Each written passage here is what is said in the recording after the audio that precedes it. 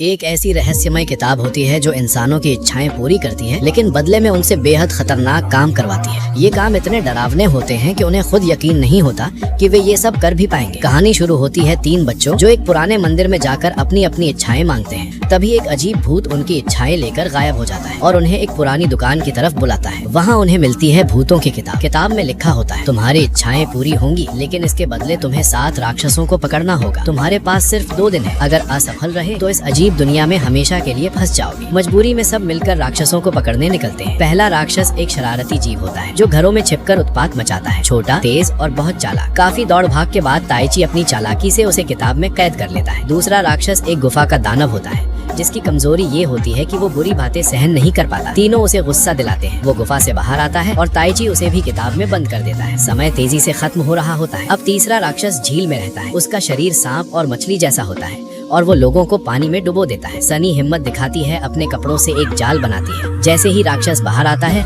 सब मिलकर उसे फंसा लेते हैं और किताब में कैद कर देते हैं। चौथा राक्षस आईनों में रहने वाला दानव होता है जो किसी का भी रूप लेकर धोखा देता है, कभी काजुकी बनकर, कभी हयामा बनकर। कोई समझ ही नहीं पाता कि असली कौन है। तभी काजुकी नोटिस करता है कि राक्षस की परछाई जमीन पर नहीं पड़ती। इसी से उसकी पहचान होती है और उसे भी पकड़ लिया जाता है। 5वां राक्षस समय को रोकने वाला होता है। अचानक सब जम जाते हैं, सिर्फ वही चल सकता है। डर के बावजूद मिनाटो हिम्मत करता है, किताब खोलता है और उसका जादू तोड़ देता है। समय फिर से चलने लगता है और राक्षस कैद हो जाता है। अब बचता है 6ठा राक्षस, अंधेरे का मालिक। किताब उन्हें एक टूटी हुई इमारत में भेजती है जहाँ गहरा अंधेरा होता है। इस राक्षस की ताकत डर है। जितना डरोगे उतना वो बड़ा और ताकतवर होता जाएगा। सब डर जाते हैं, लेकिन हयामा उन्हें समझाती है कि डरने से ये और मजबूत होगा। जैसे जैसे वे हिम्मत करते हैं, राक्षस छोटा होता जाता है और आखिरकार किताब में समा जाता है। अब बचता है 7वां और आखिरी राक्षस, असली सच। किताब दिखाती है कि वो उसी मंदिर में है जहाँ से सब शुरू हुआ था। जब वे वहाँ पहुँचते हैं तो चौंक जाते हैं। आखिरी राक्षस वही भूत होता है जिसने शुरुआत में उनकी इच्छाएं ली थी। वो कहता है, मैं तुम्हारी लालच और सपनों से पैदा हुआ हूँ। अगर मुझे हराओगे तभी तुम्हारी इच्छाएं पूरी होंगी।